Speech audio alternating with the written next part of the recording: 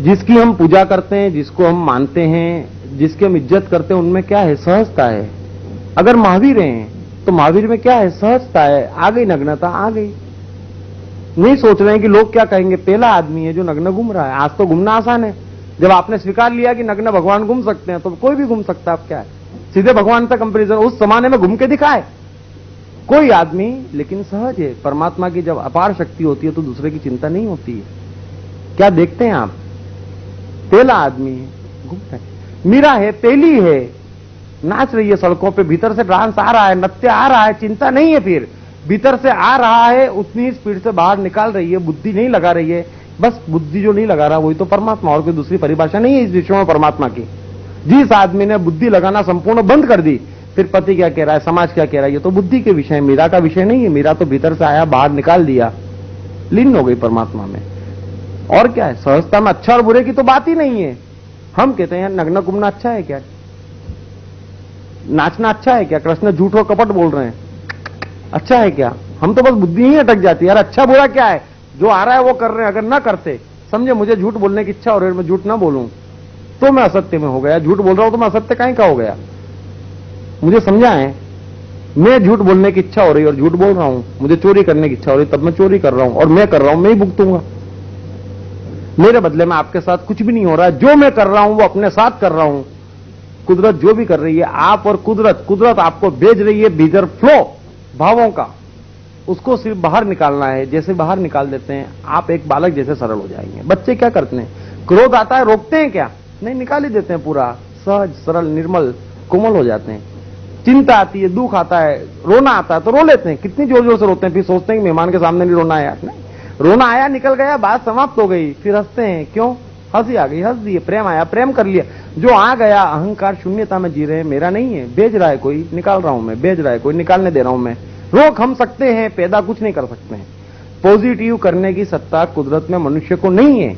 Negative करने की सत्ता है कि रोक सकते हैं आप पैदा नहीं कर सकते हैं।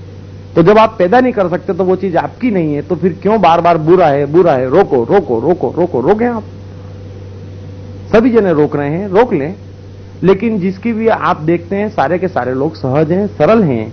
जो भीतर है वही बाहर है, सत्य में जी रहे हैं, नग्नता है, मन की पूर्ण नग्नता में जी रहे हैं। इसलिए वो लोग महान हैं, इसलिए उनकी हम पूजा करते हैं कि वाह यार बुद्धि टोटल बंद कर दी, बुद्धि लगाना ही बंद कर दी, चिंता ही छोड़ दी दूसरों की। वही तो परमात्मा, और कोई परिभाषा नहीं है।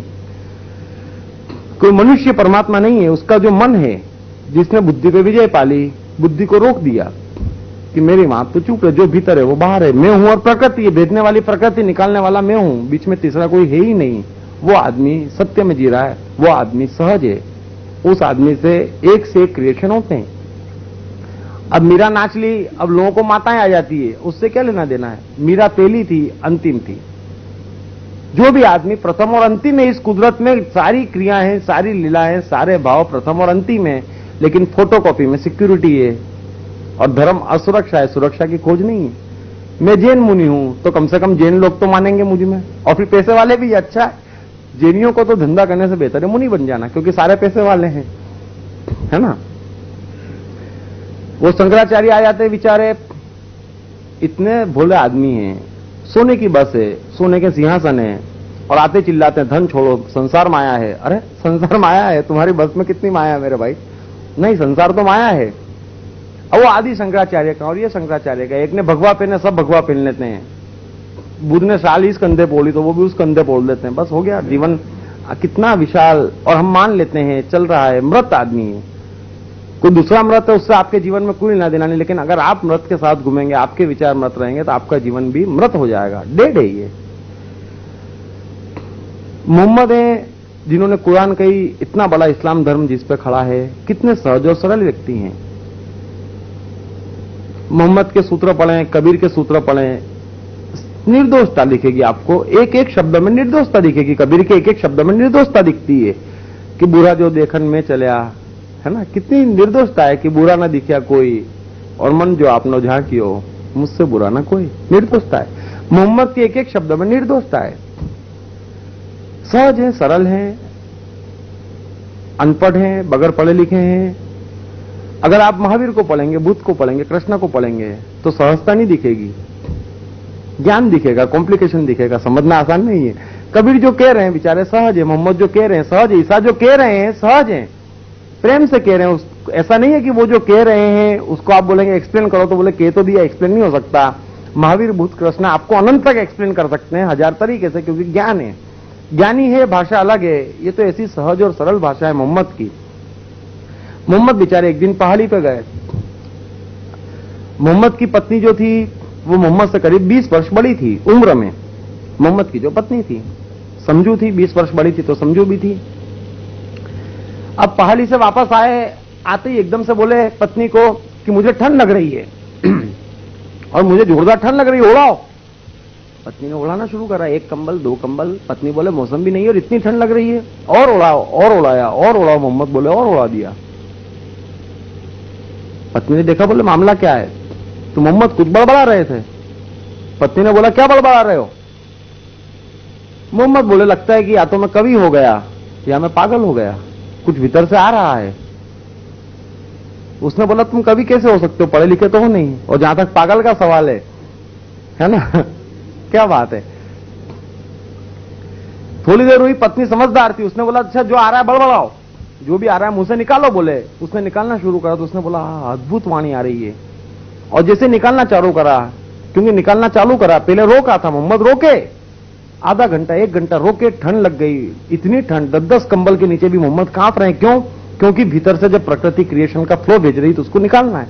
लेकिन मोहम्मद बेचारे पढ़े, लेकिन उनको थोड़ी मालूम कि मेरे अंदर से कुरान निकल जाएगी। जब कुदरत भी देती है, छप्पर फाड़ के देती है, सीधे कुरान दे दी मोहम्मद को।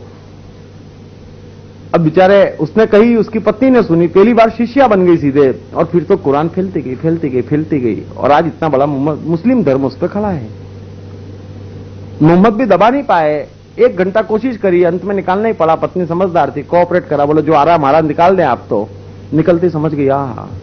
तो ये कुदरत जो है सरल सहज आदमी के भीतर से बह जाती है, प्रकृति, उसको कहते हैं प्रकृति बह गई। लेकिन जो कॉम्प्लिकेटेड है, बुद्धि से सोच रहा है, सहज ही नहीं है, जो अपने जीवन के निर्णय खुद कर रहा है, खंडित है बुद्धि, टुकड़े टुकड़े करके जो भी आदमी देख रहा है खंडित दृष्टि से देख रहा है। विश्व अखंडित है, यूनाइटेड है, ये पूरा का पूरा विश्व यूनाइटेड है।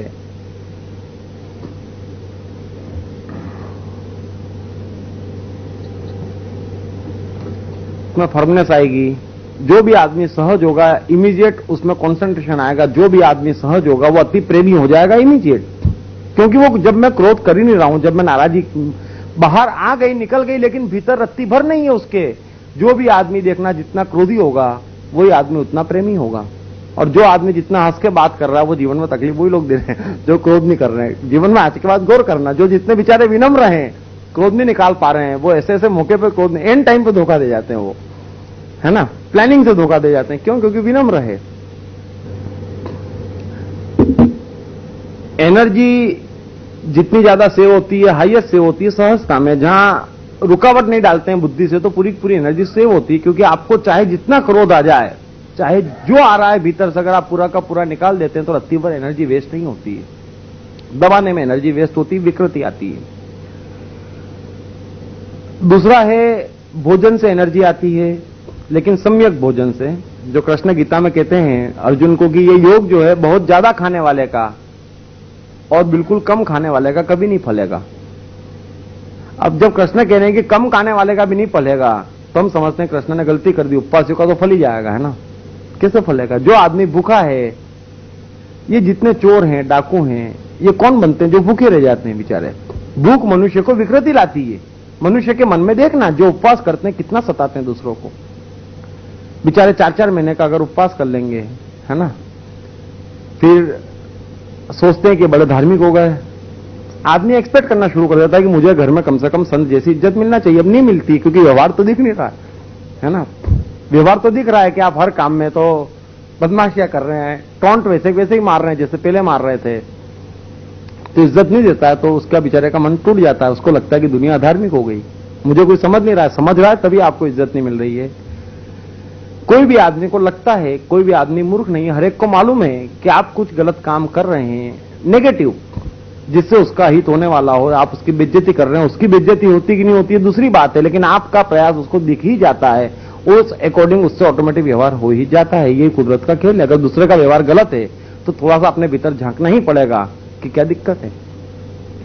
तो ऊर्जा आती है भोजन से, ऊर्जा आती है सम्यक व्यायाम से। जो आदमी एक्सरसाइज नहीं करता मनुष्य के साथ दिक्कत है, करते हुए कर्म नहीं होते। मैंने बताया ना कि कबीर जिंदा थे तो नहीं पहुंचते थे 10-15 आदमी, ईसा जिंदा थे तो बेचारे खुद जाते थे लोगों के पास चल चल के और प्रेम से सुनाते थे। सिक्योरिटी जिंदा था तो सिक्योरिटी को मारे इसलिए डाला गया कि भाई तुम बोलना बंद करो, लोगों को समझाना बंद करो, नहीं तो तुमको फांसी दे देंगे, जहर पिला देंगे। सिक्योरिटी ने बोला भाई दे दो, मैं बोलना बंद नहीं कर सकता। समझाने पे प्रतिबंध है। आज उनकी हम पूजा करते हैं। किनकी पूजा कर रहे हैं? जिनको अपने जमाने में समझाने पे प्रतिबंध लगा दिया गया, उनकी हम पूजा करते हैं।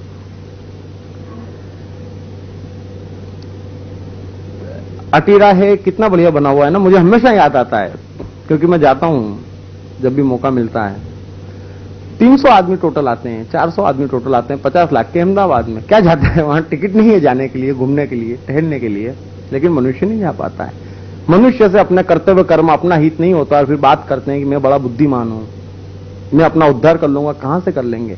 कोई एक काम मनुष्य जाति का इतिहास गवाह है कि कोई एक काम मनुष्य ने, भीड़ ने, आदमी कर लेते हैं। बुद्ध के पास आनंद आ जाते हैं, महावीर के पास गौतम आ जाते हैं, रामकृष्ण के पास विवेकानंद पहुंच ही जाते हैं। आदमी ने तो चमत्कार करे हैं, कोई धीरूभाई बन जाता है, कोई माइकल जैक्सन बन जाता है, कोई बुद्ध, महावीर, कृष्ण, क्राइस्ट बन जाता है ना। आदमी ने चमत्कार करे, भीड़ ने कभी चमत्कार नहीं करे। भीड़ चमत्कार कर ही नहीं सकती। भीड़ मंदिर जला सकती है, मस्जिद जला सकती है, नारे दे सकती है, भीड़ खुश हो सकती है। पाकिस्तान में उपद्रव हो रहे हैं, यहां खुश हो रहे हैं, पागल आदमी। अब पाकिस्तान में उपद्रव हुआ, उसमें यहां खुश हो रहे हैं, क्या दुश्मनी है पाकिस्तान से? लेकिन बुद्धि की कमी है ही नहीं। बेसलेस इंटेलिजेंस नाम की कोई भी चीज मनुष्य का मन में नहीं है। बुद्धि से चल रहा है आदमी।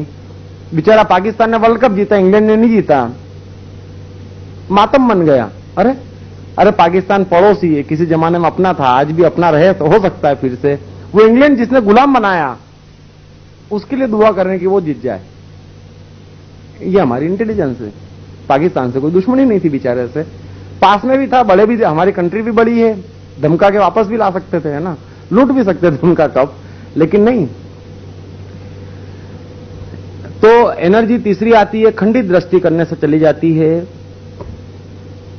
एनर्जी आती है नींद से। कोई भी आदमी जब सो लेता है, नींद पूरी करता है, जिस आदमी की नींद पूरी हो जाती है वो आदमी अपने आप में एक नई स्फूर्ति पाता है। क्योंकि गुरुत्वाकर्षण से झगड़ा है, खड़े रहना, बैठना भी गुरुत्वाकर्षण से झगड़ा है, लेटने में मनुष्य का गुरुत्वाकर्षण से झगड़ा खत्म हो जाता है। और गुरुत्वाकर्षण से लंबी देर तक, लगातार ज्यादा समय के लिए मनुष्य झगड़ा नहीं कर सकता है। नींद गुरुत्वाकर्षण से झगड़ा रोकती है। बेसिक नींद में एनर्जी आने का काम यह है। दूसरी चीज, नींद में बुद्धि रुक जाती है, बुद्धि चलने में एनर्जी जाती है।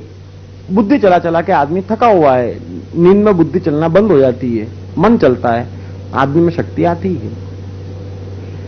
हिटलर था, लोगों को मारे पीटे, उसके बच्चे उठवा ले, लेकिन आदमी, कई लोग ऐसे आते थे जो नहीं कबूलते थे, नहीं मानते थे, हिटलर की बात नहीं मानते थे।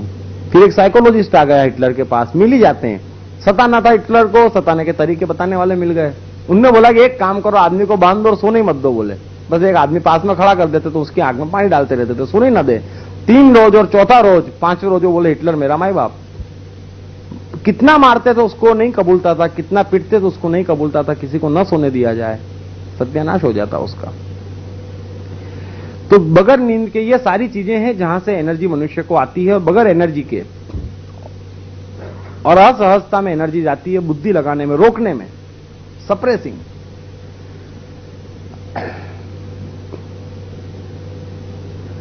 अब थोड़ा सा समझें, एक और शब्द हम ले लेते हैं थोड़ा सा, अहिंसा।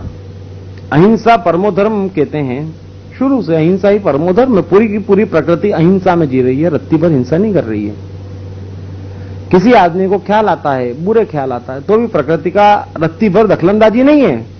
प्रकृति की दखलंदाजी होती तो बात ही क्या थी, दखलंदाजी नहीं है, इसीलिए हम ऐसे हैं, है ना।